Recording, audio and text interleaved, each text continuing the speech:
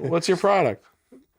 Oh, you know what? Let's look at the old MDE sketches. I forgot to start doing this, but what I want to do is I want to read through old sketch ideas. Gotcha. Like 2 or 3 per episode here.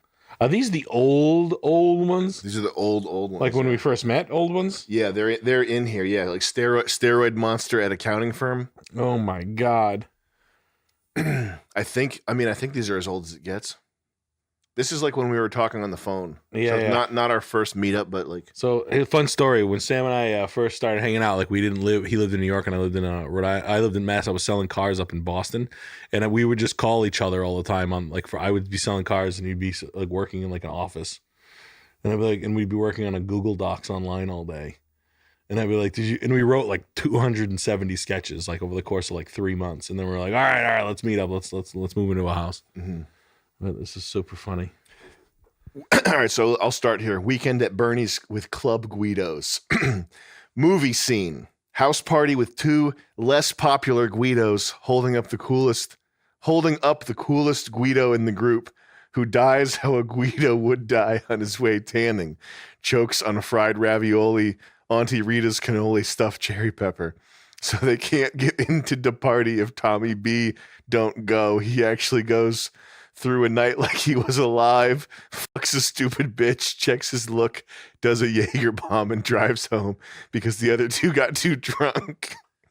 So it's a dead Guido who's going through the motions of being a Guido. Guidos were really funny in 2007. Yeah, that was like our favorite. That was your favorite. Yeah, I liked your go-to. Guidos. I was writing a lot of Guido humor. Well, you were also surrounded by them too. Yeah. In 2007 was when they started. Like it all started. Mm-hmm.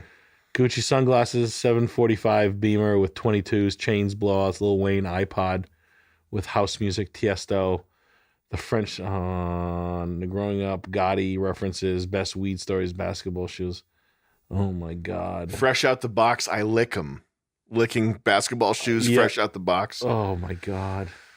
Dad makes $110 a year. Mom pulls 60 with a $550,000 house. A son of that guy is like a little no struggle, sell coke for nothing wannabe gangster who knows people's records. Like Joey Vercidelli got 2 years, 10, suspended up for parole in 16 months. They know everybody's stats like baseball cards. Joey Vercidelli got 2 years. 10 upstate. There's a column that says rape. What's the next column? Pedophilia, the F word. Oh, we were trying to like rate it. We were categorizing like how much of something was in the thing. Like if it was too much. Like we didn't want every sketch to be about rape or shit. So if it was if it was a 1.5, that means there's a lot of penises in the sketch. Yeah. So we knew we didn't want to combine that with other sketches that had too much penises.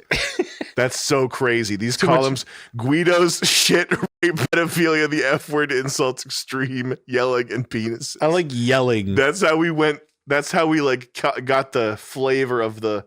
Make sure you know sketches. There's not too much yelling. Yeah. So that first sketch that we just read, that has 1.5 Guidos. So you can't mix that with any other Guidos. No, that's too. You'll have too much per episode. Suicide in Garage. You want to read that? You need a product or something notorious for leading to suicide. Living in Alaska, goth lifestyle.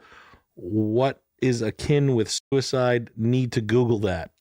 What goes hand in hand with suicide? But it'll be a simple ad campaign with feet from the bottom of a garage door that is open only 3 feet, with a struggle, then dead stillness cue graphic. It's a beer commercial. A big bad idea stamp flies on the screen. Should have thought that over with a nice cold Molson Light. Yeah. So So it's a suicide beer commercial. So it's a goth kid. You see his feet dangling as he's hanging himself. Yeah. But it's a commercial it should be a commercial for like a Nissan Versa. Yeah, it should be. Exactly. Bet you wish you were in a Nissan Versa. This wouldn't happen if you were cruising down the streets with a Nissan Versa. Okay, truth ads. What are you gonna do? This is the voiceover. In 1985, John Palazzo, former tobacco executive, said to Herman Stanley that if tobacco ever caused cancer, he would blow him. Well, we caught up with John.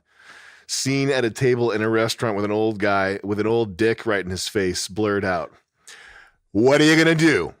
through a megaphone, yelled by the truth guy, "Need a light-skinned Afro black." We need a light-skinned Afro black. And then we went through the logistics of how to shoot it. So Nick's column, "This is easy. My aunt owns a restaurant and we can dub in sound, shoot when it's closed." Like we were going to shoot this. Yeah. I think we were actually going to shoot this one. Yeah, we were, man. Steroid monster at accounting firm. Huge roid monster from Craigslist. Nice guy. We think it's Karen. So the joke was, I think the joke was someone finds needles in the company bathroom, and it's like obvious that it's this one fucking like lunatic with like tribal tattoos up the side of his forehead who's like a fucking straight up like idiot bodybuilder with like a sideways hat, like jacked to the fucking gills, and then him like just diverting. Like lots of cuts of him diverting it. We think it's Karen. I think Karen is probably the one that left her steroid pins in the trash can, and it's obviously this guy. I wasn't going to say anything, but the other day, Karen was very short with me in the parking lot. Karen, she has the gut. She has the test gut. She's got. And that's what happens when you take steroids and you don't work out. Listen, one of my cousins, he's a corrections officer. These guys, they know steroids, so he told me what to look for, and quite frankly, she's showing some of the signs. I think it's Karen. He's got like fucking angel wings tattooed on the back of his neck. Like he's that one. Yeah. He's that fucking crazy test gut, like 70-inch chest. And he's accusing a 110-pound woman of being the reason why there's needles in the men's bathroom. A 56-year-old woman. Yeah. Single woman. Needles in the men's bathroom. All right, well, that was good.